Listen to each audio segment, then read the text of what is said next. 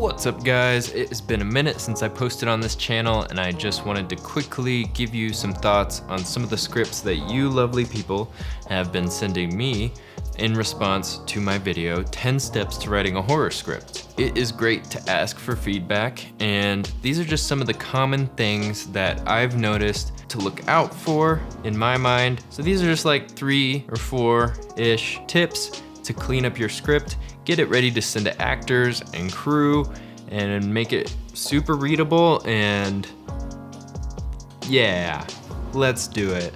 So hopefully if you're writing your very first script, this will help you out.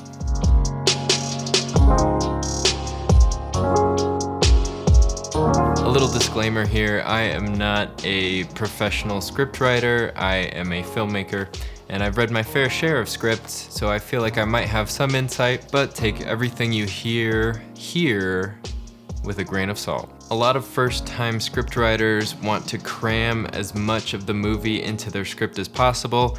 I definitely understand this urge. You want to tell the characters what they're doing, describe the story, how everyone's feeling, and jam all the camera moves and angles into the same lines, and it just becomes a mess. My advice would be to just focus on telling the story of your film in the script. Keep a separate shot list in another tab so that you're not tempted to cram it all into the same document. That's going to make it a lot easier to read and understand when you're sharing your script with actors and DPs and all the crew that's gonna wanna see it before they jump on your project. Just a quick example from one of the scripts I got. She runs downstairs to call the police, but she can't find her phone. Camera focuses on where the phone was previously, but now it's gone. The doorbell rings. I understand you want to be clear on what you're trying to do in the scene, but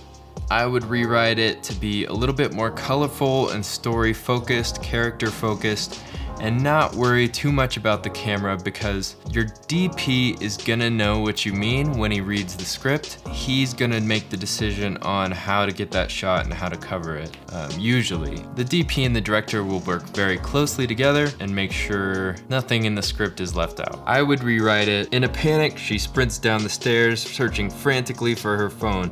It's not on the table where she remembers putting it. I think it's a little more clear, a little less so this camera movement, and it just makes everything a little easier to read. Keep a shot list. I'm sure your DP is going to change it. If you are the DP, then that's something that's going to be really helpful on set, because you'll just have a checklist of stuff. Keep it out of the script, just focus on the story. The second thing I've noticed with first-time scriptwriters is that they are overly descriptive of certain actor movements, of certain actor feelings, and I think they need to learn to let go of some of that small, fine detail and just focus on broader strokes that tell the story. A good actor will know what to feel in the moment. A good director will know how to bring that out of them.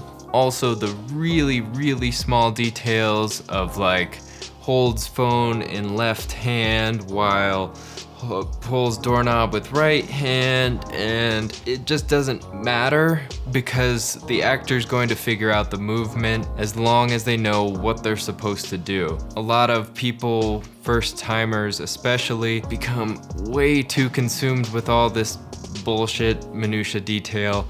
You don't need it. Just get the action in as few words and make it really pretty so that when someone reads it, they have no doubts about what's going on and they don't have to rack their brain about, wait, why does this? You just want it to be clear, simple, stupid. Just make sure the reader can understand what's going on. An example I have here, just from a script, pulls out phone with empty left hand.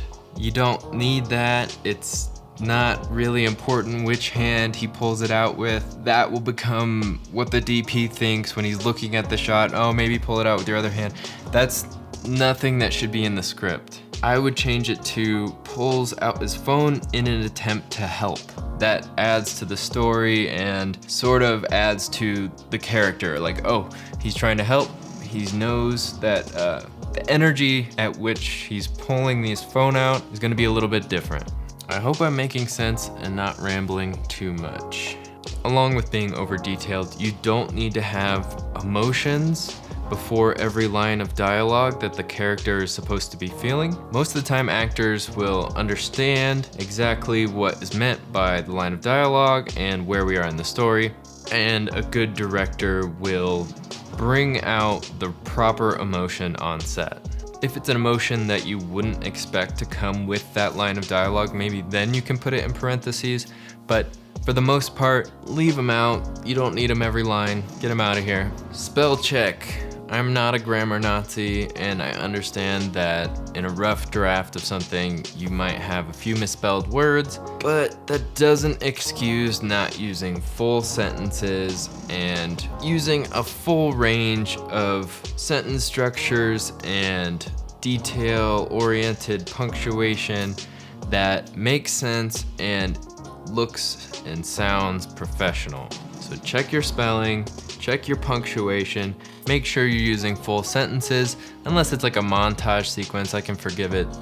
Otherwise, make sure you're using proper literary techniques, formatted correctly. It's really easy to format scripts these days. There's a lot of free programs out there that make it really super easy. I use Fade In, and that's an easy one. It's free and you can kind of export and share. There is a paid version, but I've never bothered to update to that because you can kind of export it and get it in Google Docs in a format that's really easy to share. So thanks for watching. If you have any questions or comments, leave them below and I will try to get back to you. I'm going to try and keep up a little bit more of a regular schedule, uploading this type of content and maybe some more camera stuff. We'll see what happens.